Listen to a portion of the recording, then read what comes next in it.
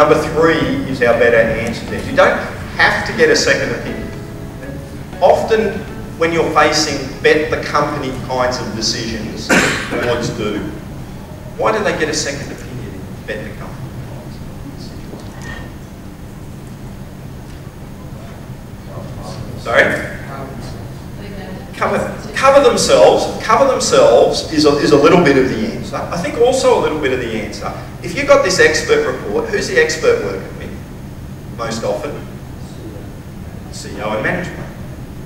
So the issue is if you view the board as a check and balance, then the expert's report often has a flavour of doing what management might perceive as the best thing. Now that's not saying management is trying to do the wrong thing, but a lot of the value that boards add is to run their eye over what management's doing and say, is this really the best thing that we can do?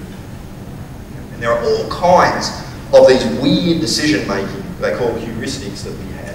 One of them is called irrational escalation of commitment. You ever heard of that? Irrational escalation of commitment? Okay. You ever hired someone? Anyone ever hired someone? And you've all hired the right person every time. Okay, yes, maybe not, maybe not. Momentarily.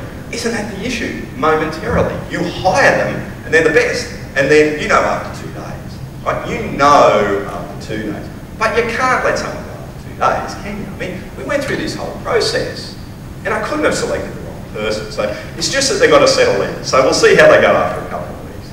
And after a couple of weeks, they're a little bit better, but you know, they're not quite getting it. And before you know it, 6 months has passed. I mean, that's the reason we have probation periods, etc., to structure, no, make the decision now, because if we didn't, we get caught in an escalation of commitment that is not rational. I made this decision, I couldn't be wrong. Decide. Managements do that, just like we do it. And part of the role of the board can be to say, no, this is the wrong decision. And so part of the reason that they often get a second opinion is to be that questioning voice on a management developed proposal. Again, I would really only expect that if you're a large company and it's a very major decision. I think you can rely on expertise, provided you think about it and you question the expert about, well, what is this sensitive to? If something were going to derail this proposal, what would it be?